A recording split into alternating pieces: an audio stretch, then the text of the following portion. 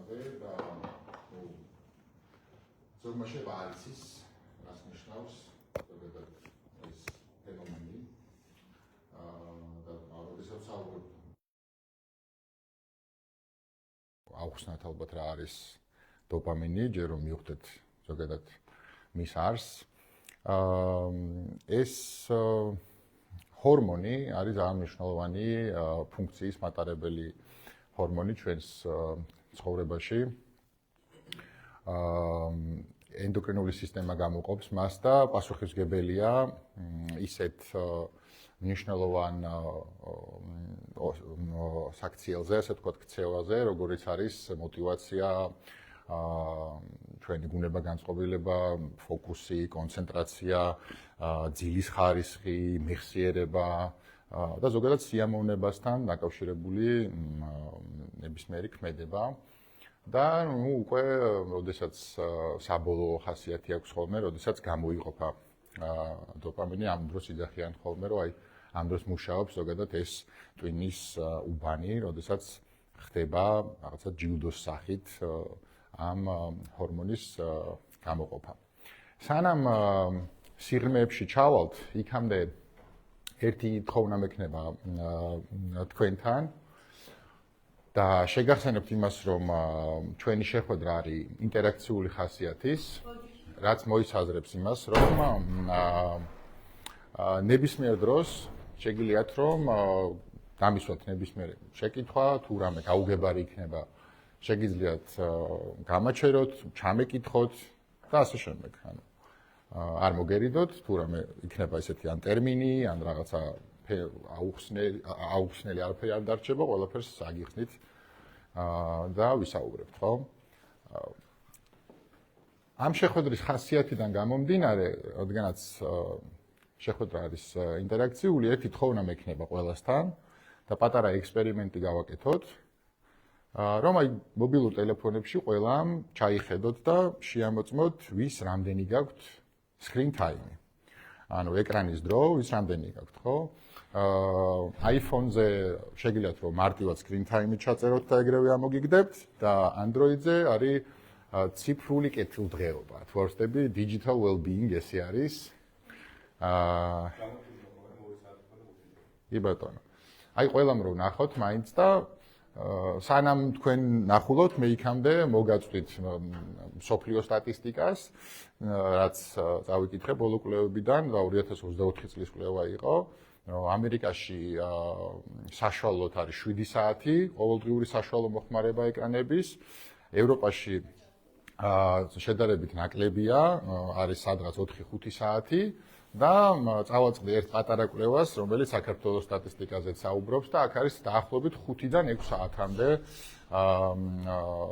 საშუალო ეკრანის მოხმარების საათების რაოდენობა, ხო? მოდი აბა იქნებ უკვე გაქვთ რაღაც მონაცემები, დაახლოებით რომ მითხრათ, რა საათებზეა საუბარი თქვენთან, თუ შეგიძლიათ რომ გამიზიაროთ, ვინც უკვე ნახეთ. 8 საათი. 5 საათი და 40 წუთი, 5 საათი. 7, 3 და 4 საათი, ხო? 3, 2 ნახევარი. 5 და 45. არა, ნუ აი მობილურებში ნახულობენ. მობილურებში შეჯერებენ ხომ, არა, ლეპტოპი კიდე ხო დამატებით არის. ნუ საშუალოდ მე მგონი ეს კვლევა არ ცდება და ესია რა, დაახლოებით აი 5 საათის ფარგლებში არის, ძალიან უხეშად რომ თქვა, ხო, ვიღაცა 7 აქვს, ვიღაცას 4 აქვს, ასე შემდეგ. ანუ საშუალოდ არის 5 საათი რა. და რას ნიშნავს ეს? მოდი ცოტა სხვა სიტყვებით რომ ავხსნათ, ხო? აი რას ნიშნავს ყოველდღიურად 5 საათი მობილურის მოხმარება. საშუალოდ ადამიანს 8-9 საათი ყოველდღიურად ძინავს. ანუ გამოდის ის, რომ ფხიზელ მდგომარეობაში, ცნობიერ მდგომარეობაში ადამიანი არის 15-16 საათი ყოველდღიურად. და აქედან 5 საათს საშუალოდ ხარჯავს ეკრანთან. ანუ 15 საათი და 5 საათი მარტივად მათემატიკა 1/3 ადამიანი ხარჯავს ეკრანთან. ხო? ნუ მე ამ ექსპერიმენტის მიზანი არ არის ის, რომ რაღაცა ამ სტატისტიკებს ჩვენ ჩავყვეთ და ჩავიძიოთ, უბრალოდ მინდა რომ დაგაფიქროთ და თქვენ თვითონ გამოიტანოთ დასკვნები შემდეგ თუ რას როგორ ხარჯავთ დროს, როგორ ანაწილებთ და ასე შემდეგ, უბრალოდ დამეთანხმებით ალბათ, რომ ჩვენი ცხოვრების მესამეც რომ ეკრანებთან ვატარებთ, ცოტათი საფრთხილოა თუ ძალიან საფრთხილო არა, მოდი ასე ვთქვათ, იმიტომ რომ იქ მერე მნიშვნელოვანია ასევე და ნიშანდობლივია როგორ ვატარებთ ამ დროს, ხო? ანუ რაზე იხარჯება ეს 5 საათი, სხვათა შორის იგივე აპლიკაციაში შეგიძლიათ რომ ესეც ნახოთ არის კონკრეტულად ჩაშლილი, რას რომელ აპლიკაციაზე ხარჯავთ, იქ სოციალური ქსელებია ძირითად შემთხვევაში ძალიან აქტიური და ასე შემდეგ, ხო? დღეს ჩვენ ფოკუსი გვექნება უფრო თანამედროვე, ასე ვთქვათ, ქცევითი ადიქციების კატეგორიასთან, როგორებიც არის ინტერნეტზე დამოკიდებულება, სოციალური ქსელები, гаджеტები, სკროლვა და ასე შემდეგ. იმიტომ რომ ეს ყველაზე შედარებით ახალი ქცევითი ადიქციები არის, მაგრამ ძალიან აქტუალურია, იმიტომ რომ აი როგორც რა ვიცი, თქვენს დამეთანხმებით ალბათ ადამიანი ძალიან ბევრ საათს უთმობს ზოგადად ამ ქცევებს და რატო უთმობს ბევრ საათს და რატო ხდება ზოგადად მე ადამიანი ამაზე დამოკიდებული, ამ ყველაფერს უკვე დეტალურად აგიხსნით და გავშლით სხვადასხვანაირად. და ნუ შევეხებით, ანუ სხვადასხვა პერსპექტივიდან განვიხილავთ რა, ანუ ეს იქნება რაღაცა კოგნიტური წყობა, რა პროცესი მიმდინარეობს ჩვენს ტვინში, ჩავიხედებით ტვინში უშუალოდ და ვნახავთ რა უბნები არიან პასუხისმგებელი ამ ასე ვთქვათ, ამ პროცესზე და ასევე წავალთ პიროვნების ფსიქოლოგიაში და ბატონ ზიგმუნდ ფროიდსაც გავიხსენებთ და მის სუბპიროვნებებს, რომელიც ის სამკუთხედი, რომელიც ყოველ ადამიანში არის და რომლებიც ძალიან აქტიურ, ასე ვთქვათ, მონაწილეობას იღებენ ჩვენი ნებისმიერი გადაწყვეტილების მიღების დროს. და მე ვფიქრობ, რომ ყოველივე ამის შემდეგ თქვენ შეგექმნებათ საკმაოდ ისეთი ცხადი და ფართო წარმოდგენა ზოგადად ჩვენს შიდა კოგნიტურ პროცესებზე და ადიქციებზე და შესაბამისად შემდეგ დოპამინის გამოყოფის პროცესებზეც და ჯილდოს სისტემაზეც და ყველაფერზე. მოდი ესეთი რაღაცით მინდა რომ დავიწყოთ. თქვენი აზრით რატომ ხდება ადამიანი, რატომ უთმობს ადამიანი ამდენ დროს ციფრულ მოწყობილობებს და რატომ ხდება ზოგადად ადამიანის შემდეგ დამოკიდებული, მაინტერესებს ანუ რა წინაპირობებია ამისთვის განმაპირობებელი, ხო? ანუ რა უწყობს ხელს ამას, ან რა მდგომარეობებია, რა ემოციური მდგომარეობებია, როდესაც შემდეგ უკვე ადამიანი ამ მდგომარეობების გამო მიდის და ეჯაჭვება გარკვეულ ქცევას, ხო? რეალობას გაურბეს. მარტოსულობა, ჩანაცვლება, ბევრი თავისუფალი დრო. კი ბატონო.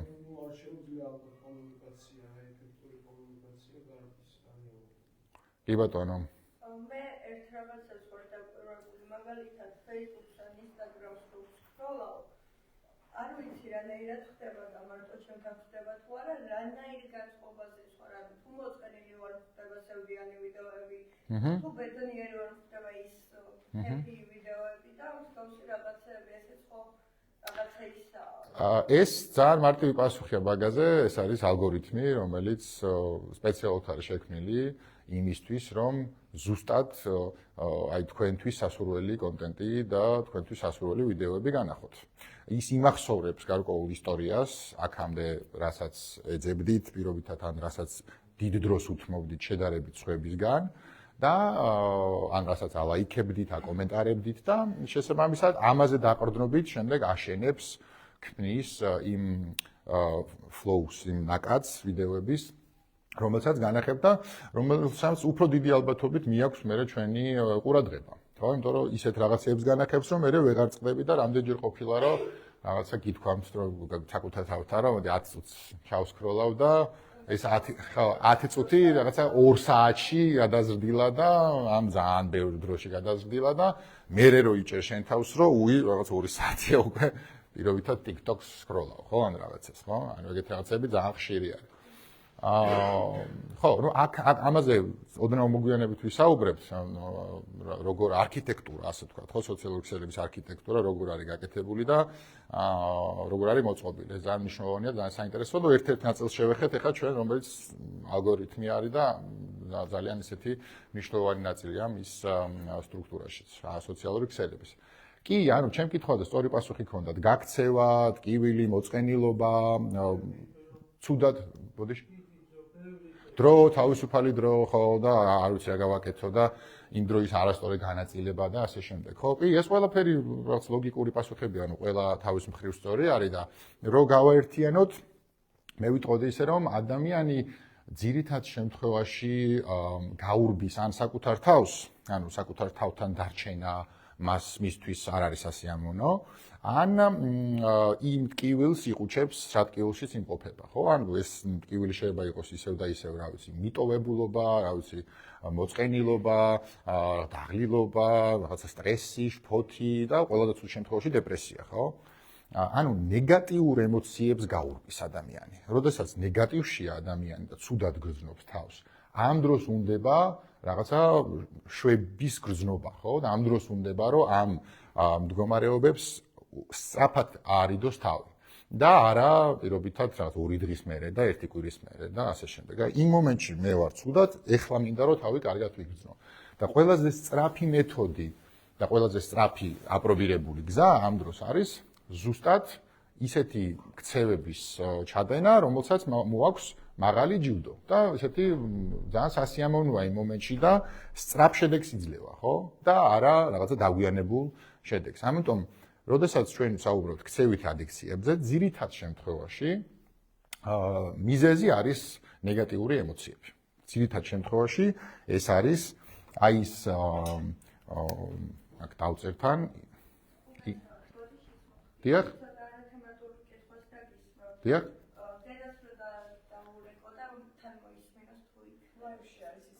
ლაივშია და შეგიძლიათ გამოსავალის გვერდზე შევძანდეს და ნახოს ეს ყველაფერი. ნახეთ, აი ემოციები ისევ და ისევ, ხო? მოწყენილობა, აქ ლობა, მარტოობა, სევდა, არ ვიცი, შფოთი და ასე შემდეგ. ანუ ნეგატიური ემოციები რა, ამ დროს არის რომ აქედან სასწრაფოდ გვინდა რომ დავაღწიოთ თავი. მოდი ახლა დავფიქრდეთ იმაზე, რამ შეიძლება განაპირობოს ნეგატიური ემოციები, ანუ რატო გრძნობთ თავს ცუდად, ხო? ანუ ცოტა უკან უნდა წამოვიდეთ, ანუ რამ შეიძლება რომ ჩვენ მიგვიყვანოს ამ მდგომარეობამდე. ცხოვრებისეული მაგალითები განვიხილოთ რა, მაგალითად ჩვენს პარტნიორთან მოგვივიდა უთანხმოება. ან რაღაცა კამათი და მან რაღაცა ნერვები მოგვიშალა, გაგვაღიზიანა, საერთოდ არ მინდა შენთან ლაპარაკი, წავედი ხა მე, რაღაცა ჩავიკეტე სახში და ცუდად გრძნობ თავს და რაღაცა დაძაბულობას გრძნობ თავს. ერთ-ერთი მაგალითი. ამ დროს ტვინი გისიგნალებს და გეუბნება, რომ კარგი ჩასქროლვა, ცუდი იდეა არ არის, იმიტომ რომ რაღაცა იმ მომენტში ყურადღებას გადაიტან რაღაცა გესიამოვნება, შვებას იგრძნობ, ხო? ან თუნდაც მეორე მაგალითი, რომ სამსახურიდან მიდიხარ სახლში დაღლილი და თავს უენერგიოდ გრძნობ, რაღაცნაირად მოწყენილი ხარ, დაღლილი ხარ და ამ დროს, არის ეს დაღლილობის ემოციები, მოდი აი ჩვენ დავწეროთ მანამდე ამას ტრიგერებს ვეძახით. ტრიგერი. ან იგივენაირად შეგვიძლია იყოს რომ რაღაც გარკვეული მოვლენა ხდება, ხო? არ ვიცი, აქ შეიძლება იყოს დაღლილობა, ასე შემდეგ. რომელიც რაღაც ქმედებებია, რაღაც წინამდებარე ესე ვთქვათ, გარემო სიტუაციებია, რომელიც გაგდებს ამ ემოციებში, ხო? რაღაცნაირად შემდეგ მიდიხარ ამ ემოციებამდე. ამ ემოციებს როდესაც განიცდი და ხანდახან არის ხოლმე ფიქრები ჩდება, ხო? ამ დროს, რომ აი მოდი მე არ მაწყენდა დასვენება, მოდი მე არ მაწყენდა გართობა, ხო? რაღაც ესეთი ტიპის ფიქრებია. ფიქრები შეიძლება იყოს ემოციებამდეც ან ემოციების შემდეგ რა. ამ შემთხვევაში ჩვენ დავწეროთ აქეთ ფიქრები. ფიქრები არის ძირითადად რაღაც ბევრნაირი ტიპის, მაგრამ ამ შემთხვევაში განვიხილოთ, მოდი რაღაცა დასვენება მინდა რა. ნება ან გართობა მინდა. რომ ამ ემოციებიდან თავი დავახციო, ფიქრები მოდის, შესაბამისად ამ ფიქრების მერე უკვე არის რაღაცა სურვილი, ჩდება რაღაცა სურვილი, ხო, რომ აი მოდი უკვე კონკრეტული იდეაა რა, რომ აი მოდი, აი მე ეხა რაღაცის დავკავდები, ხო? რაღაცა სურვილია. და აი ეს სურვილი, როდესაც მოგდის, ამ დროს ჩვენ გვაქვს ორი მიმართულება. ერთი მიმართულება არის ჯანსაღი მიმართულება, ხო? აქეთ შეგვიძლია დავწეროთ, ეს არის ჯანსაღი სურვილები და არაჯანსაღი სურვილები. და ამას ავხსნი ახლა რა არის, ხო? ჯანსაღი და არაჯანსაღი. ჯანსაღი სურვილები სტრესისგან თავის დაღწევის შეიძლება იყოს, მარტივად გასეირნება. შეიძლება იყოს ფიზიკური აქტივობა, ხო, რაღაც ვარჯიში შეიძლება იყოს. შეიძლება იყოს მეგობართან საინტერესო თემებზე საუბარი, თუნდაც. კი, კითხვა, თუ რამე იდეები მოგდით, თქვენს მითხარით. კითხვა, წერა, ჰობი რაიმე, ხო, ინსტრუმენტზე დაკვრა, რაღაცა, ხო? ხო, აი ეს უკვე რისკო ზონის კატეგორიიდან არის და ამას ხა ავხსნი. კი, მუსიკის მოსმენა, ნუ ესეთია რა. ხო, ანუ ეკრანთან. კი. აი ცოტა ისეთი кейსი არის რა, საზღვარი, იმიტომ რომ ვიდეო თამაშები ზოგადად კლასიფიცირდება როგორც თანამედროვე ადიქცია. ვიხდი, ანუ უკვე კლასიფიკაცია მიენიჭა, კოდი მიენიჭა და ოფიციალურად დამოკიდებულებაა ვიდეო თამაშებზე, ასე თქვა, ამიტომ როდესაც ესეთი ტიპის მაღალი ჯილდოს მქონე დოპამინურ აქტივობაზეა საუბარი, ჯანსაღად ხათ ვერ კლასიფიცირდება, ხო? არაჯანსაღში მომეხმარეთ რა შეიძლება აქედან თავის დაღწევა იყოს, ერთ ორს მე დავწერ და მე თქვენ გააგზავნეთ. ალკოჰოლი მომდის პირველით, ხო? სუბსტანცია, რაღაცა ქიმიური ნივთიერების მოხმარება, ხო? ალპირობითად, ხო? ალკოჰოლი, ნივთიერება, გემბლინგი, კი ბატონო, აზარტული თამაშები. თვითდაზიანება, ცოტა ესეთი ვარიანტი იყო, ხო? კარგი. ხო. და ნუ, რა ვიცი, აქ მოდი ვიდეო თამაშების დავწეროთ, რა, იმიტომ რომ ესეც გაქცევა რა, ასე ვთქვათ და არ ითვლება მაინც და მაინც ჯანსაღად. აქ შეიძლება იყოს სწრაფი კვება, იმიტომ რომ ადამიანი ხშირად ანაცვლებს ტკივილს, კვებით იყუჩებს და მე ხო, ტკბილი, სწრაფი შაქარი, ტკბილი. ხო? აქ შეიძლება იყოს რაღაცა მოდი ვთქვათ, რომ რაღაცა სექსუალური ტიპის კონტენტი, ხო, რაღაცა, რომელსაც რა დავაწეროთ, ეროტიული, ხო, ინტიმური რაღაცა კავშირები და ასე შემდეგ. მოკლედ, რატო ვაკეთებ? რა? არა, ნუ კავშირი თვითონ სექსი არ არის საუბარი, სექსი ახლა ფუნდამენტურ ადამიანის მოთხოვნილებასთან არის დაკავშირებული, რაც რეპროდუქცია არის და ნუ პირდაპირ ესე არა, მაგრამ ზოგადად დამოკიდებული შეიძლება რომ გახდეს ადამიანი და ნუ სექსოგოლიკები არსებობენ და ნუ ცალკე მთელი ამბავია მაგ მორთულებით. ხო, არა, ნუ აქ ეხა პირდაპირ სექს ვერ დავჭერთ. მაგრამ ხო, აქ მასტურბაცია შეგვიძლია რომ დავწეროთ, მაგალითად აქ პორნო შეგვიძლია დავწეროთ, ხო, ხდება, მაგას გულისხმობ. ნახე, სურვილი როდესაც ჩდება, მოდის ადამიანი აი ამ ორი კატეგორიიდან ირჩევს რომელი აირჩიოს რა, როგორ გაექცეს, ასე ვთქვათ, ნეგატიურ ემოციებს, ხო? და მას აქვს აი ეს არჩევანი. და შემდეგ მოდის გადაწყვეტილების მიღება. ანუ გადაწყვეტა. თქვენი აზრით, რის მიხედვით ირჩევს ადამიანი, რომელი მიმართულებით წავიდეს? აი, ძალიან მარტივი კითხვაა, მაგრამ აბა სწორია, კი ბატონო. ნახეთ, ადამიანი ამ აქტივობებიდან ირჩევს ისეთ აქტივობას, სადაც ყველაზე დიდი ჯილდოა. ანუ რაც ყველაზე სწრაფად გაუყუჩებს ტკივილს და რაც ყველაზე დიდ სიამოვნებას მიცემს, ხო? მოდი აი ხა ეს ყველაფერი აქეთ ჩვენ აღვწეროთ, ესე ვთქვათ რა. ანუ დიდი ჯილდო, ანუ ბევრი დოპამინი, მოდი ესე დავწეროთ, ბევრი დოპამინი, სწრაფი შედეგი და ნაკლები ენერგიის დანახარჯი. ესეც ძალიან მნიშვნელოვანია, იმიტომ რომ ჩვენი ტვინი მოგეხსენებათ ენერგოსეივერია, ხო? ანუ მის ოპტიმიზაციას აკეთებს და სულ ცდილობს, რომ ყველაზე ცოტა ენერგია დაგვახარჯინოს დღის განმავლობაში და ისეთ აქტივობებში ჩაგვხტოს, რაშიც ჩვენ არ დავიღლებით და არ გამოვალთ კომფორტის ზონიდან, იმიტომ რომ შეგახსენებთ იმასაც, რომ ტვინის ერთ-ერთი უმთავრესი დანიშნულება არის ჩვენი ეგზისტენციალური საკითხების მოგვარება, ანუ ჩვენი გადარჩენა, ჩვენი უსაფრთხოება, ჩვენს კომფორტის ზონაში დატოვება.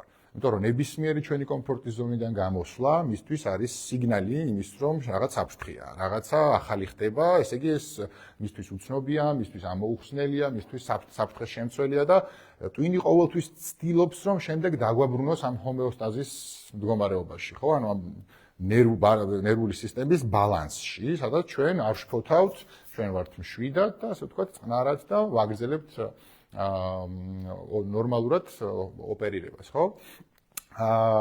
შესაბამისად, ხო, ანუ, როდესაც ეს ემოციები გვეუფლება, ეს ტვინისთვის აღიქმნება როგორც რაღაცა საფრთხეთ, იმიტომ რომ ეს არ არის ნორმალური მდგომარეობა და ბუნებრივი მდგომარეობა ტვინისთვის. ხო, როდესაც სტრესში ხარ, როდესაც რაღაცა გეშინია, როდესაც რაღაცა შფოთში ხარ, ეს უკვე სიგნალია. ამ დროს მე ავხსნი უკვე ნეირომეცნიერების კუთხით რა ხდება ტვინში რა პროცესები მიდის და რომელი უბანი აქტიურდება და როგორ მიდის ეს იმპულსები, ხო? მაგრამ ჯერ მინდა რომ ამ კოგნიტურ პროცესებს ჩავყვეთ ბოლომდე, რომ მივიდეთ დოპამინის გამოყოფამდე და რატო ხდება ეს, რომ გავიაზროთ, ხო? ხო, ნახეთ, გადაწყვეტილება. თავარი ფილტრი გადაწყვეტილების დროს, მიღების დროს, ანუ decision making-ის დროს არის ეს ფილტრი. რომ მე მჭირდება ამ კონკრეტული აქტივობის დროს ბევრი შრომა, ძალიან დაღლა, თუ მარტივად მოდის. ანუ პირობითად ხა მობილურის ხელში აღება და ჩასქროლვა, ხო, რა ენერგიას მახარჯინებს, რა, არაფერი არ არის, საერთოდ არაფერი არ მეხარჯება, უმარტივესია, ხო? რაღაცა თითვა ამოძრავებ ეს, ხო? მაგრამ აბა ვარჯიში, ხო, როგორი ის არის, ფიზიკური დატვირთვა არის, ხო, კითხვა იქნება, გასეირნება იქნება, მეგობართან საუბარი, ანუ ეს ბევრად უფრო მეტ ენერგიას მოითხოვს. და თუნდაც იგივე სკროლვისგან განსხვავებით, ვარჯიშის შემთხვევაში და მეგობართან შემთხვევაში, ნებისმიერი ამ აქტივობის შემთხვევაში, ჯილდო არ არის ისეთი ცხადი და ისეთი, ასე ვთქვათ, ნაცნობი, როგორიც არის ამ აქტივობების შემთხვევაში. გარდა იმისა, რომ აქ ჯილდო არის ბევრად უფრო ძლიერი და მაღალ, ასე ვთქვათ, კატეგორიაში იყოფი, ანუ ქულებით რო ავიღოთ, აქ თუ პირობითად 1-დან 10 ბალანდი არის დოპამინის რაოდენობა, აქ შეიძლება 10-დან 100-მდე იყოს რა. ან შეიძლება 1000-ები თუ ქიმიურ ნივთიერებებზეა საუბარი, იმდენად ძლიერი აღგზნება ხდება ამ დროს ტვინში, ხო? და ნუ შესაბამისად მე ლოგიკური კითხვაც აღარ ჩდება, რომ რატო ხდება მიჯაჭვული ადამიანი ამ ჩვევებს, იმიტომ რომ ბევრად უფრო სასიამოვნოა, ვიდრე ის ჩვევები, რომლებიც ითვლება იდეაში ჯანსაღ ჩვევებად, ხო? ამაზეც ვისაუბრებთ. და ამ ფილტრის, ეს ფილტრი როდესაც ედება შემდეგ უკვე გადაწყვეტილებას, შემდეგ რა ხდება? შემდეგ ვიღებთ გადაწყვეტილებას უკვე, ანუ გადაგვაქვს ქმედებაში, ხო? შემდეგ ხდება უკვე ქმედება.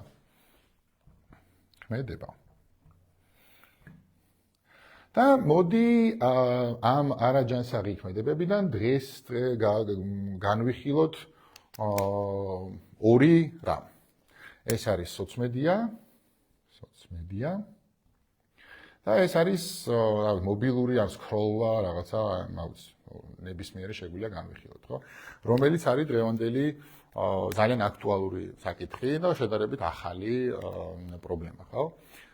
რა ხდება კონკრეტულად იმ მომენტში, იმ პროცესში, როდესაც ჩვენ ვართ სოციმედიაში და რატომ ვეჯაჭვებით ამ აქტივობას.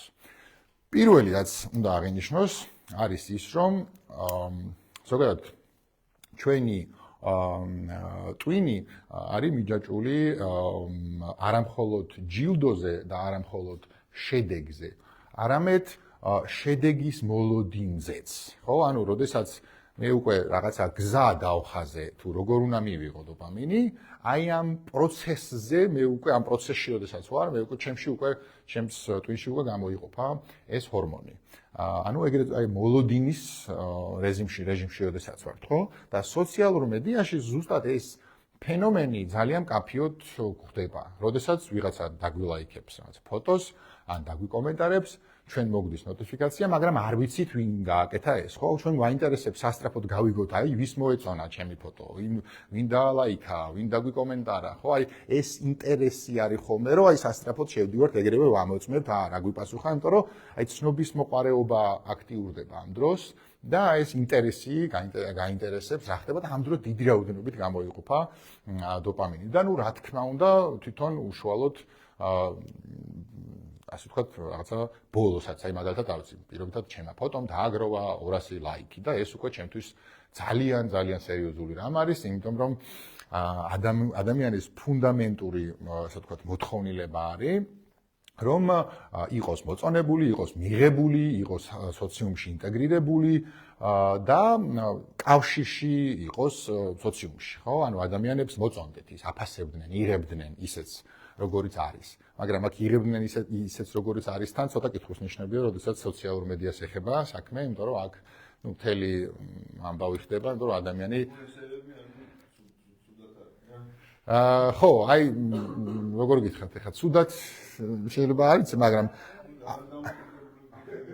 ხო, ანუ აქ იმის თქმა მინდა, რომ ადამიანი ცდილობს სოციალმედიაში, ცდილობს იმას, რომ ისეთი თავი ანახოს, როგორც სინამდვილეში შეიძლება ძირითად შემთხვევაში არ არის, ხო? რაღაც ილონ მასკის ცნობილი ინტერვიუ მახსენდება, სადაც იძახის რატო გააუქმა სოციალური ქსელები. ზუსტად ამაზე საუბრობს და იძახის, რომ ადამიანები წარმოაჩენენ თავს ისეთებს, რომლებიც სინამდვილეში არ არიან.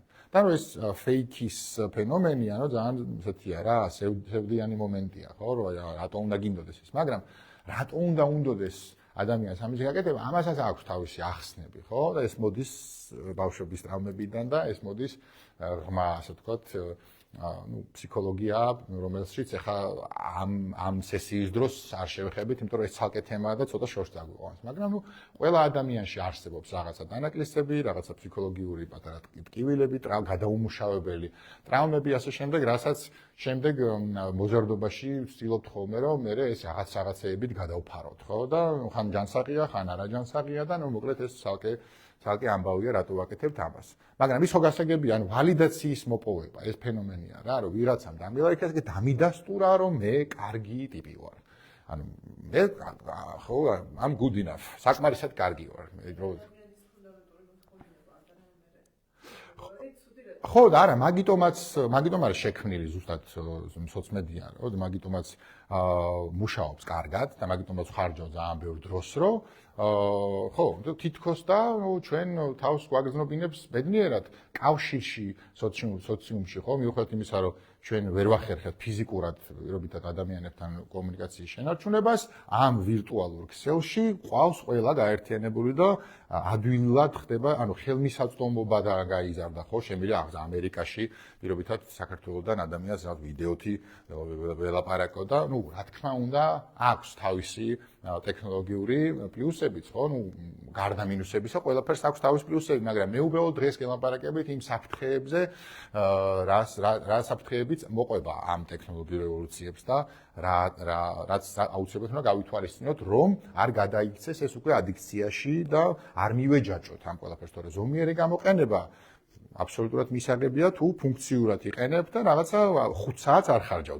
დღეში მაგალითად და ნუ პირობითად ხარჯავ რაღაცა რამდენით დაგჭირდება რომ შესაძლოა კონკრეტულად ზარი გაქვს ვიღაცასთან გასაკეთებელი ან კონკრეტულად რაღაცა გაინტერესებს ვიღაცასთან ხო ანუ ყველაფერში ზომიერება მაგრამ ესეთი ტიპის აქტივობები ძალიან რთული არის რომ ზომიერად მაღალი რისკის შემცველია იგივე ვიდეო თამაშებზეც ხო იმდენად ტვინი ოვერსტიმულაცია როგორ არის ანუ ზედმეტად სტიმულირებულია არა ნორმალურზე ზედმეტად სტიმულირებულია ამ პროცესში რომ რთულია რომ გამოხვიდე აქედან ანუ იმდენად ქსიამოვნებს ოდესაც ამ პროცესში ხარ დაკავებული და პირობითად თამაშობ ხო რომ დრო გაგირბის ანუ დროს ვერ აკონტროლებს საერთოდ და ისევ და ისევ ის მაგალითი რომ გეგმავდი რომ პირობითად რაღაც ერთი ხელი რაღაც გეთამაშა ხო რაღაც 20-30 წუთი პირობითად რაღაცას და მაგრამ აღმოჩნდა რომ 2-3 საათი ისე გაქრა რომ ვერც გაიგე ხო რამდენჯერ ყოფილა ეგეთ მომენტი ან სკროლების დროს ან თამაშების დროს ან ნებისმიერი ამ აქტივობის დროს ხო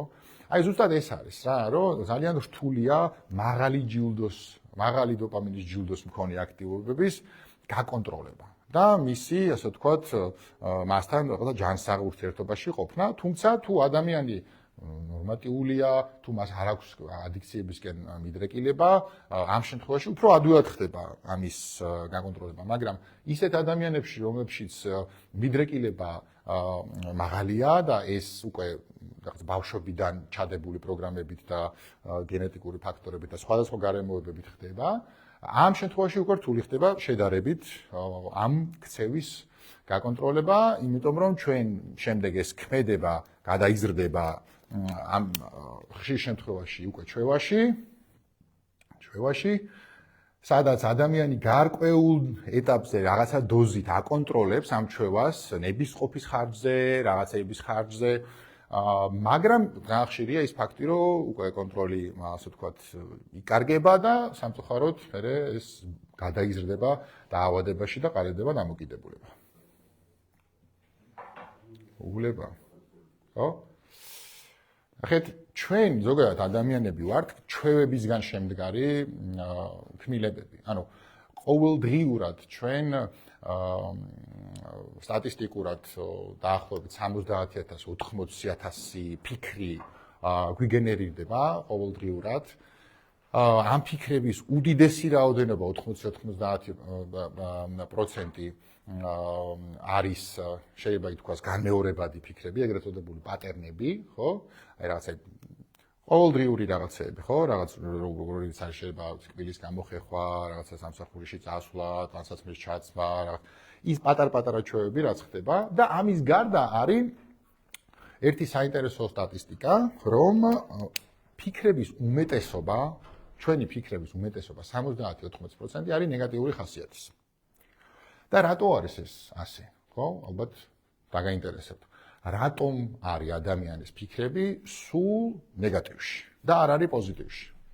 იმიტომ რომ აი ეს უკვე ძალიან ახლო არის ადამიანის ფუნდამენტურ ფსიქიკასგან. აი ნახეთ, ჯერ კიდევ ძველინდელ დროში, ხო? რო წავიდეთ ჩვენს რაღაცა წინაპრებში და შორეულ წარსულში, ადამიანი როგორი მოცემულობა ჰქონდა, ხო? როდესაც რა თქმა უნდა არ არსებობდა ეს ყველაფერი, მე ვიძახი რაღაცა ძალიან ბევრი ათასობით წლების წინ, ხო? ადამიანს ერთადერთი საზრუნავი ჰქონდა, რომ ის უბრალოდ გადარჩენილიყო. ანუ საფრთხის შემცველი ძალიან ბევრი ფაქტორები ჰქონდა ყოველდღიურად, იმიტომ რომ იქ ცხოველები იყვნენ, მწერები იყვნენ, რაღაცა თავის გადარჩენა, მათ არ ჰქონდათ სახლების გაკეთება, ბუნაგები, ოჯახის რჩენა, მტაცებლებთან, ასე ვთქვათ, შეტაკება, საკვების მოპოვება და სულ იყო ისეთ აქტივობებში და ისეთ ქმედებებში, სადაც საფრთხის დონე იყო ძალიან მაღალი. ანუ სულ შიში იყო, სულ დაძაბულობაში იყო, სულ ნეგატივში იყო და სულ საფრთხის მოლოდინში იყო, რომ თავდაცვითი მექანიზმები გაეაქტიურებინა და გადარჩენილიყო. ხო? შესაბამისად, მაგიტომაც აღნიშნე ცოტა ხნის წინ, რომ ჩვენი ტვინის ერთადერთი ფუნქცია დღემდე რჩება ეს, რომ ჩვენ უბრალოდ დღიდან დღემდე გაგვიყვანოს, გადაგვარჩინოს და გქონდეს დაკმაყოფილებული ის ფუნდამენტური ის პირველადი მოთხოვნილებები, ხო? რაც არის ის კვება, რაღაც უსაფრთხოება, ჯანმრთელობა, ძილი და ასე შემდეგ და ასე შემდეგ, ხო? ანუ ჩვენ არ დაუბადებულ ვართ წარმატებისკენ, რაღაცა წარმატებულ, ჩვენ არ უნდა ვყოფ, არ არის ეს ჩადებული, რომ რაღაცა წარმატება, რაღაცა მილიონების შოვნა, განვითარების უმაღლესი დონე, თვით აქტუალიზაცია, რეალიზაცია. ეს ყველაფერი წამოვიდა უკვე ბოლოს რამოდენიმე საუკუნის მანძილზე, ხო, როდესაც დაიწყო ეს რაღაცა ამ თემებზე საუბარი, გაჩნდა პიროვნების ფსიქოლოგია, გამოჩნდა სხვადასხვა, ასე ვთქვათ, თეორიები, მიდგომები, ბატონი ზიგმუნდ ფროიდი დაიბადა და რაღაცეები წინ წაწია, მიგნებები გააკეთა და ასე შემდეგ. და მოდი რადგანაც სიგმუნდ ფროიდი ვახსენებ, ბარემ უცებ აგიხსნით რა არის მისი მთავარი თეორია, ეს არის ეგრეთ წოდებული სუბპიროვნებების სამკუთხედი, რომელიც ჩვენშია და ჩვენი გადაწყვეტილებების მიღების დროს ყოველთვის აქტიურია. ანუ ჩვენ როდესაც ვიღებთ გადაწყვეტილებებს, ვიღებთ ამ სუბპიროვნებებზე დაყრდნობით და გააჩნია ხან რომელი სუბპიროვნება აქტიური, ხან რომელი და ასე შემდეგ, ხო? აი, ეხლა ავხსნი ამ ყველაფერს. როგორ? კი, კოკაინის მოიხმარდა დიდი რაოდენობით. ნახეთ?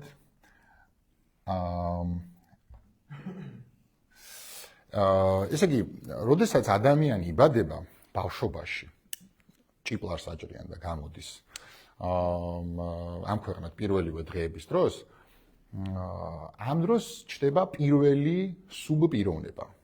ეს არის ID, არ ვიცი, როგორ ზოგი ID-ს ეძახის, ზოგი ID-ს ეძახის, მაგრამ მოდი მე ID-ს დავარქმევთ, ხო? აი, რაღაცა პატარა ბავშვი, წარმოიდგინეთ, რომელიც აბსოლუტურად არაცნობიერ დონეზე მოქმედებს ჯერჯერობით, მას არ აქვს ფსიქიკა ჩამოყალიბებული, არის საბაზისო ინსტინქტებში, ხო? სულ რაღაცა უნდა, სულ ჭყავის, ტირის, რაღაცა აი ასეთ ამბებშია. შემდეგ, ეს არის 0-დან 1 წლამდე ბავშვი. შემდეგ უკვე 1 წლიდან 3 წლამდე ყალიბდება ეგო, 1-დან 3 წლამდე ყალიბდება ეგო. ანუ აი ეს მე, ეგრეთ წოდებული, რომელსაც უკვე აქვს რაღაც გარკვეული ნორმები, ხო, რომელსაც უკვე ცნობიერება იწყებს ამ დროს ჩამოყალიბებას და მას უკვე შეუძლია რაღაცა რაციონალიზაცია გააკეთოს. ანუ ის ხან ქვეცნობიერშია, ხან ცნობიერშია, ანუ დედა რო ეტყვის, რომ რაღაც არ შეიძლება, ის იმახსოვრებს, ანუ მეხსიერება უვითარდება უკვე ბავშვს და ამაზე დაყრდნობით და მისთვის მისი ინსტიტუცია ამ დროს მისი ასე ვთქვათ ყველაზე გავლენიანი პიროვნებისგან მიღებული ინფორმაციას ის ითვალისწინებს და ცნობიერად იღებს მე, ანუ ხან ითვალისწინებს ხან არა, მაგრამ მას აქვს ეს უნარი, რომ ცნობიერი შემოდის ამ დროს, ხო უკვე აი აქ ეგოს მდგომარეობის დროს და სულ ბოლოს უკვე ადამიანის ფსიქიკის ჩამოყალიბების ბოლო სტადია ბავშვის არის სუპერეგო,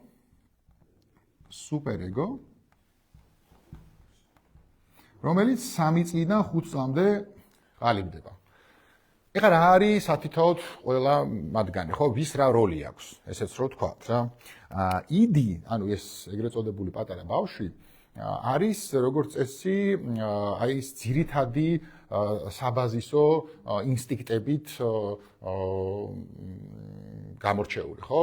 მას სულ რაღაც უნდა, ხო? აი სულ მასზეა ყველაფერი მორგებული, სულ რაღაცა შია, წყურია, რაღაცა ცივა, ყურადღება უნდა, რაღაცა სულ რაღაცა მინდა ამ პროცესშია, ხო? ეს ბავშვი დაკავებული. და ეგო უკვე არის ის ფილტრი, რომელიც უკეთებს ნორმალიზებას, ასე ვთქვათ, რეგულაციას, მედიატორის როლი აქვს, რა. ანუ ძირითადად კომუნიკაცია მიდის ხოლმე ID-სა და სუპერეგოს შორის, იმიტომ რომ სუპერეგო არის ზემდგომი სუბპიროვნება, რომელიც ეგრეთ წოდებულ მორალურ ჩარჩოებს აწესებს ადამიანის ფსიქიკის განვითარებაში და ის ეუბნება ID-ს, რომ იცი რა არის, ეხლა კი გინდა შენ ეს შოკოლადი, მაგრამ რა ვიცი 8 ცალი მიირთვი უკვე და მე-9 აღარ შეიძლება, იმიტომ რომ შაქარი ძალიან ბევრია, რაღაცა არ შეიძლება, რაღაცა ნორმები, სტანდარტები, ან თუნდაც რაღაცაზე ტირის მინდა და სუპერეგო ეუბნება, რომ სიცხვილია, ეხლა გაჩუნდი ხალხი რა სიტყვის და აი სულ არის დამრიგებლის როლში სუპერეგო და ანუ ეს ბავშვსა და ჩვენს დამრიგებელ ზემდგომ სუპეროვნებას ხოლმე სულ არის ეს დიალოგი და სულ რაღაცა უნდა იდის და სულ ესეუნება, რომ არ შეიძლება რაღაცა უწესებს ნორმებს და ასე შემდეგ, მაგრამ უმნიშვნელოვანესი არის ეგოს როლი ამ დროს, რომ განტვირთოს ეს ეგრეთ წოდებული ეს კომუნიკაცია და იყოს ფილტრი. ანუ ეგო რას აკეთებს? ეგო ეუბნება ID-საც და სუპერეგოსაც, რომ ოკეი, შენ თუ გინდა შოკოლადი, კი ბატონო, მოკლედ დღეს არა, იმიტომ რომ დღეს ტკბილის დღე არა გაქვს და მოდი ხვალ მიირთვი, ისიც მაგდენი არა, მაგის ნახევარი.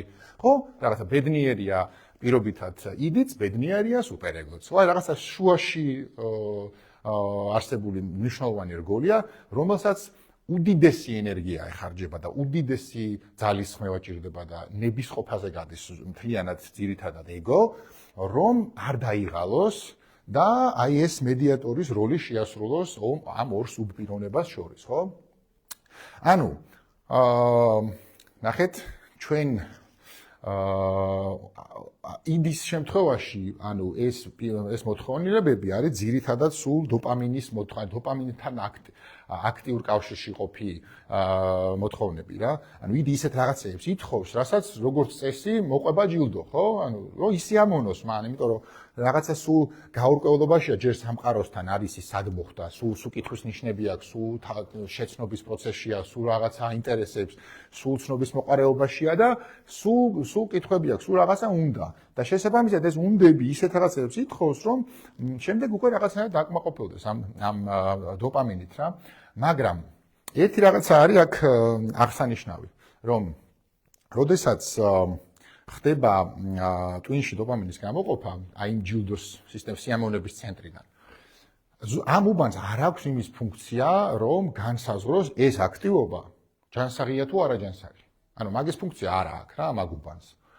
შესაბამისად მას აქვს იმის ფუნქცია, რომ დაიმახსოვროს უბრალოდ ეს ქმედება და თუ აი ქმედების დროს ხო, აი როდესაც აი აქ რო დაუბრუნდეთ ისევ რაღაცა უკვე ეს კოგნიტური წყობა ჩატარდა, მივიდა კონკრეტულ ქმედებამდე, პირობითად ჩასქროლა და აი ამ დროს გამოიყო დიდი რაოდენობით დოპამინი, ხო?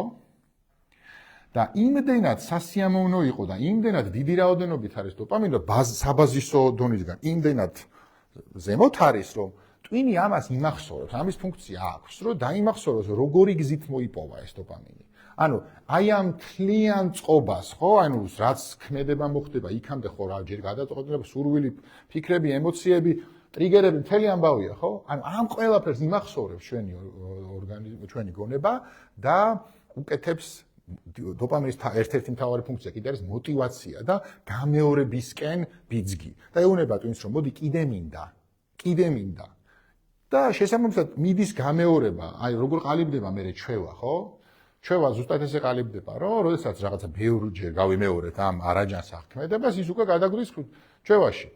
ნუ ყველაზე მარტივი მაგალითი, ამ შემთხვევაში არაჯანსაღის, არა, ჯანსაღი ქცევის შემთხვევაში არის სიარული.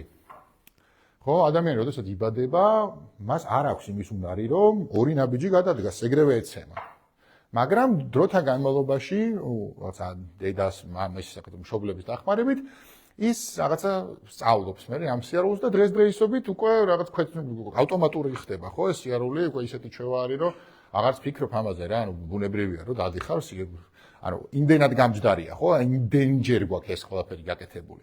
აი ესეთი გამეორებით ხდება ზუსტად ჩვევების ჩამოყალიბება, უბრალოდ ძველ დროში, მაშინ, როდესაც ადამიანი ჯერ კიდევ ბუნაგში იყო და მტაცებელი იყო და საკვების მოპოვებაში იყო, მაშინ არაჯანსაღი ეს მაღალ დოპამინური ჯილდოს მქონე აქტივობები საერთოდ არ არსებობდა. მაშინ ნორმა იყო, როდესაც ადამიანი მოიწყენდა, უბრალოდ გაესეირნა, იმიტომ რომ ისედაც მაგას აკეთებდა. როდესაც რაღაცა შეიძლება ცუდად იგრძნობდა თავს, ფიზიკური აქტივობა, ხო, ივარჯიშებდა, პრობლემა არ იყო, ძალიან ჯანსაღი, ათლეტური სხეული ჰქონდა მაშინდელ Homo sapiens ვიდრე დღევანდელს, ხო? თუნდაც მეგობრებთან საუბარი, იქაურ თავის, ასე ვთქვათ, ტომის წევრებთან, რა ვიცი, იქაურ თავის მიკროსოციუმში რაღაცა საუბრები შეიძლება ქონოდა. ესეც მაშინ ძალიან ნორმალური იყო, ხო? ამიტომ მე თქვენ ვერ დამისახელებთ ვერც ერთ ქმედებას არაჯანსაღი და რომელიც მაშინ იყო და ის ადამიანი ერთადერთი იყო, ნუ რეპროდუქცია, რაღაცა შეიძლება სექსუალური კავშირი ქონოდა თავის მეუღლესთან, ან პარტნიორთან და ამით შეიძლება ეს იყო ერთადერთი ფუნდამენტური ხო, მაგრამ ის სოკოც გადის უკვე სარისკო კატეგორიიდან, იმიტომ რომ ნუ სოკოებიც ხო კლასიფიცირდება ფსილოციბინის გარეშე და ეხლა თუ იქ რაღაცაში magic mushrooms გასინჯა და უკან კი, როგორ არა, ეგ ცალკე სოკოებზე ძალიან დიდი ისეთი კვლევებია გაკეთებული და ძალიან დიდი, ასე ვთქვათ, ინფორმაციებია მაგასთან დაკავშირებით, ზოგადად როგორ განიცდის ევოლუციას და როდიდან მოდის და ასე შემდეგ, მაგრამ დღესდღეობით მაინც კლასიფიცირდება როგორც ფსიქოაქტიური ნივთიერება და შესაბამისად მაღალი რისკის შემცველი კატეგორიზაცია, ანუ ადიქციის შემცველი ნივთიერებად არის აღიარებული. უბრალოდ ხომ მიხვდით რა, ანუ რას ვიძახი, ანუ ადრე არ იყო რა, არც მობილური არ ქონდა, არც რაღაცა გემბლინგი აზარტული თამაშები არ არსებობდა და არც რაღაცა ეს ფასტ ფუდი იყო, არც ის რა ქვია, გოლტი და გლოუ არსებობდა, რომ რაღაცა უცებ გამოგეძახებინა საჭმელი და ეს რაღაცები მიგეღო სტრაფიკება და ასე შემდეგ. ამიტომ დოპამინის დონე იყოს სტანდარტულად საბაზისო დონეზე რა, მაშინ და ტექნოლოგიურმა ევოლუციამ ზოგადად ადამიანის განვითარებამ და ევოლუციამ უკვე შექმნა, ისევ ჩვენი შექმნილია ეს ყველაფერი და ისევ ჩვენ თვითონ გამოვიგონეთ ეს ყველაფერი და მე ჩვენ კი, რა თქმა უნდა, შეიძლება ჯანსაღი ქმედებებით ჩამოშორება, ზუსტად ეს ორგანიზაცია მაგით არის დაკავებული, რომ ადამიანს ასწავლოს თუ როგორ უნდა დააღწიოს თავი, უბრალოდ დააღწიოს თავი არა, იცხოვროს ამ დამოკიდებულებებთან ერთად, უბრალოდ თანაცხოვრება ისწავლოს. ანუ თუ ძალიან როგორ გითხრათ, თუ ძალიან აქტიურად მოიხმარს ხო რაღაცა ქცევა იქნება თუ ნივთიერება იქნება, როგორ უნდა დაიყვანოს მინიმალურამდე ან საერთოდ როგორ უნდა გათიშოს და უბრალოდ აკონტროლოს ეს ქცევა იქნება თუ ნივთიერების მოხმარება, ხო?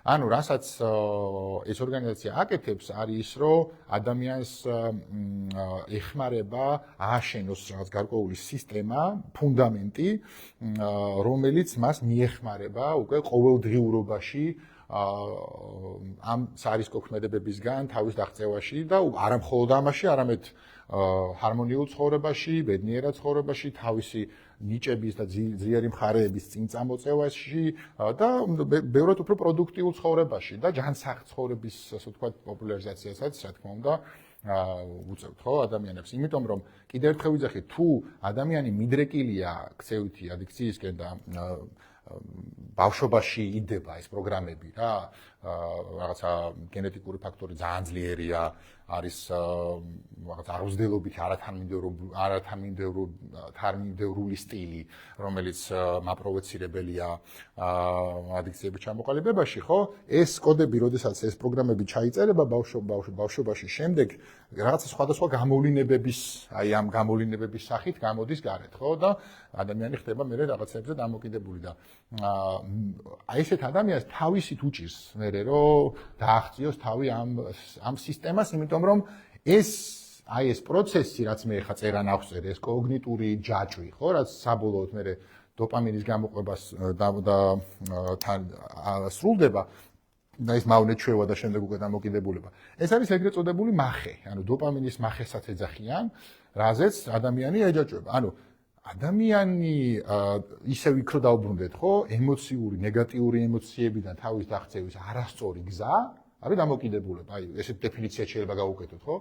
ანუ ტკივილისგან თავის დაღწევის არაჯანსაღი გზა არის დამოკიდებულება. ანუ მან არ იცის სხვანაირად როგორ უნდა დააღწიოს თავი, ხო, ამ ყველაფერს, იმიტომ რომ ბავშვობაში ჩადებული აქვს ეგეთი კოდები რა, მშობლებმა სამწუხაროდ პროვოცირება გაუკეთეს ამ ყველაფერს და არასწავლეს ჯანსაღად როგორ უნდა გამკლავებოდნენ სხვადასხვა გამოწვევას, ხო? იქ რაღაცა დამოუკიდებლად როგორ უნდა განეცადათ ტკივილი, როგორ უნდა დარჩენილიყვნენ, ყოფილიყვნენ იმ ნეგატივში, ხო? იმიტომ რომ ზოგი მშობელი არ აძლევს ბავშვს იმის საშუალებას, რომ განიცადოს რაღაცა ტკივილი, ან თავისით გამოვიდეს რაღაც პრობლემიდან, თავისით მოაგვაროს რაღაც პრობლემა და ასე შემდეგ რა. შემდეგ მე აი ეს ყველაფერი უწყობს ხელს, რომ ადამიანი, როდესაც მოზარდობაშია, მას არ აქვს იმის უნარები, რომ ეს ცხოვრებისეული გამოწვევები, ასე ვთქვათ, მოაგვაროს თავისით და ისევ გონია, რომ სამყარო დაეხმარება და ისევ გონია, რომ მშობელი დაეხმარება, ან ვიღაც დაეხმარება და ეს ასე რომ ვეღარ ხდება და ის განიცდის მე ნეგატიურ ემოციებს და ზოგი დეპრესიამდეც კი მიდის, აი აქედან უკვე მე იწყება აი ეს დოპამინის, ასე ვთქვათ, მახეს სისტემა აქტიურდება და ადამიანი ეჯაჭვება რაღაც ქიმიურ ნივთიერებას ან რაღაც, ასე ვთქვათ, ქცევას, ხო? აი ეს არის, ხო? ანუ თუ დრო დაგვრჩა, ანუ გამითხარი, ხო, უცებ გეტყვით მაშინ იმას, რომ ამ დროს ტვინშიც რა ხდება, შევეცდები რომ სწრაფად მოვყვე. ნახეთ, აი იდი პატარა ბავშვი, რომელიც ვახსენე, ეს არის ძირითადად დაკავშირებული ტვინში მყოფ ორ უბანთან, როგორიც არის ერთი არის ამიგდალა, რომელიც არის შიშის და პირველადი საფრთხის შემცველი იმპულსების ასე ვთქვათ გენერატორი და მეორე ეს არის როგორ იქნება ნუკლეუს აკამბენსი, ანუ სიამოვნების ცენტრი, მოდი ესე ვთქვათ, სადაც არის თვითონ ეს დოპამინის ასე ვთქვათ, სადაც ხდება წარმოება. კიდე არის VTA, ესეთი უბანი, ვენტრალური VTA, მოდი ესე ხა უცებ დავწერ ამებს, რომ შეიძლება ეს არის ამიგდალა. გდალა. აი აქ არის ეს იყოს დოპამინის, ასე ვთქვათ, სიამოვნების ცენტრი. სიამოვნების ცენტრი, თუ ქართულად ძალიან რთული არის ამ ტერმინების თარგმნა ნეირომეცნიერებასთან სამწუხაროდ ქართულ ესეთ პირდაპირ თარგმანი ძალიან ისე უცნაურად ჟღერს ხოლმე ცენტრი. და აქეთ არის სუპერეგოს მხარეს არის ნეოკორტექსი. ანუ ნახეთ რა ხდება. აქედან მოდის შიშის სიგნალები ან სიამოვნების სიგნალები ორივე მხრიდან. ნეოკორტექსი აკეთებს ამ ინფორმაციის გადამუშავებას და რაციონალიზაციას და გაანალიზებას და შემდეგ, ნახეთ, აი ესე წამოვიდა სიგნალი, აქ ხდება ამის გაანალიზება და უკვე გამოიყოფა შემდეგ ბრუნდება სიამოვნების ცენტრში და ხდება დოპამინის გამოყოფა. ძალიან კომპლექსური, ესე ვთქვათ, პროცესები მიმდინარეობს ნეირომეცნიერებაში და დღეს ახლა რაღაცა არ მინდა რომ ძალიან ბევრი ინფორმაცია მოგაწოდოთ, მაგრამ ძირითადად მაინც რო იცოდეთ, აქ არის სულ რამოდენიმე ტვინის უბანი ჩართული, როდესაც ხდება დოპამინის გამოყოფა და რის შედეგადაც ადამიანი აი ამ კოგნიტურ წყობას, აი ამ არაჯანსაღ, ასე ვთქვათ, მიმდევრობაზე ხდება დამოკიდებული და შემდეგ აქედან თავის დაღწევა არის საკმაოდ რთული პროფესიული ჩარევის გარეშე. ამიტომ თუ უკვე ხართ აი ამ პროცესში და თქვენი თავი დაგიჭერიათ ესეთ პროცესებში, მაშინ მე მოკრძალებით გირჩევთ და რეკომენდაციას გაძლევთ, რომ კონსულტაცია მინიმუმ მაინც გაიაროთ სპეციალისტთან, რომ თუ ცხოვრებაში პრობლემას გიქმნით ეს, რა თქმა უნდა, და თუ გაწუხებთ, იმიტომ რომ რთულია მართლა რომ აქედან ადამიანი თავისით გამოვიდეს, იმიტომ რომ ძალიან დიდი პროგრამაა უკან, ძალიან დიდი სისტემა დგას უკან, რაც და ადამიანს აქვს ხოლმე ხანდახან იმის ილუზია, რომ თავისით აქედან გააღწევს თავს, გააკონტროლებს ასე შემდეგ, მაგრამ რეალობა და სტატისტიკა და კვლევები სხვა რაღაცებს გვეუბნება, ამიტომ თუ ნორმატიულები ხართ და პრობლემა არ გექნებათ და აკონტროლებთ ამ ყველაფერს, მაშინ გაგიმართლათ, ძალიან კარგიათ, ისიამოვნეთ და შეგიძლიათ გააგრძელოთ ჩვეულებრივად ცხოვრება. აბა გისმენთ კითხვა?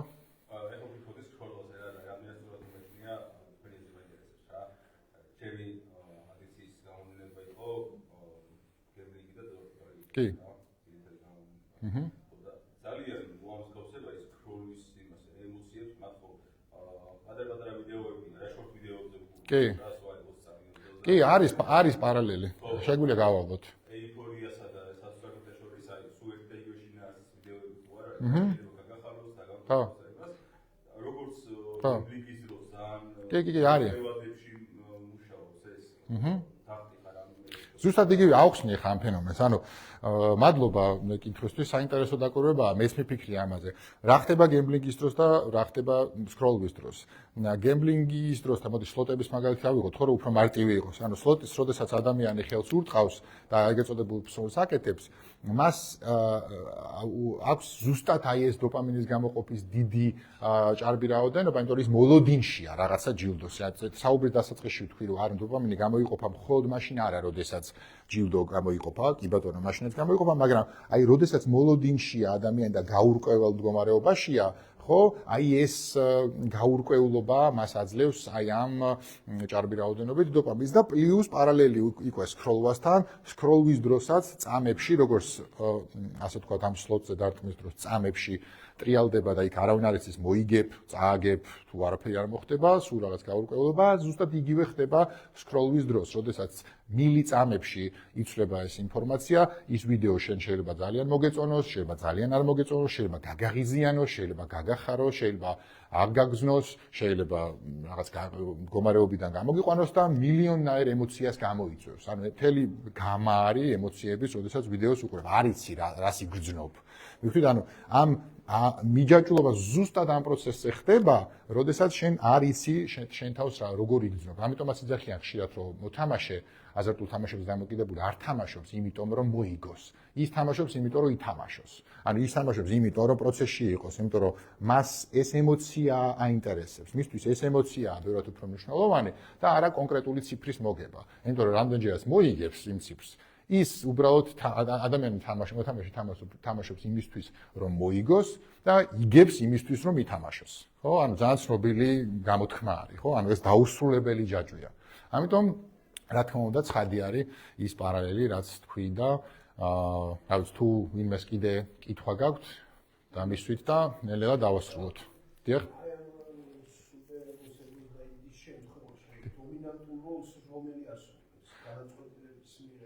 კი ბატონო. კი, ავხსნი. ნახეთ, იდის მთავარი დრაივერი არის ლიბიდო, ანუ ჩვენი ტესტოსტერონი. ანუ იდი არის დრაივერი, იდისგან მოდის ეს იმპულსები, ხო? სულ, ანუ ყველაზე აქტიური და რაც ყოველდღიურად ხდება, მაინც არის ეს იდი, რომელიც აი სულ რაღაცას ითხოვს. მაგრამ ასევე ძალიან მნიშვნელოვანი არის ეგოს როლი, რომელიც ასრულებს ნეირო, ასე ვთქვათ, მედიაციას, ხო, შუაშია და როდესაც ეგო ირღვევა და ეგოს უთავდება ის ძალა, რომ ნების ყოფა უთავდება ან ასე შემდეგ, აი სწორედ ამ დროს ყალიბდება მერე სხვადასხვა ადიქციები, იმიტომ რომ იდის პირველადი მოთხოვნები პირდაპირ კმაყოფილდება. იდის პირდაპირი მოთხოვნები არის აი აქედან, აი ეს კატეგორია. მას ფილტრი არ აქვს. შაქარი უნდა, სტრაფიკვება უნდა, სექსი უნდა, გართობა უნდა, ნარკოტიკა, ყველაფერი უნდა. მაგრამ ეგო არის, რაც ეუბნება, რომ არა, ეს არ შეიძლება, მოდი გაისწრებნე. არა, ეს არ შეიძლება, მოდი ივარჯიშე. ხო? ამიტომ ეგოს რო ძალა ეცლება და ეგო რო ითრგუნება და ეგოს რო ნების ყოფა უკვე აღარ აქვს, აი ამ დროს უკვე თავს უჩენს ხოლმე სხვადასხვა ტიპის ადიქციები. და ზუსტად ამ დროს ხდება ადამიანი დამოკიდებული.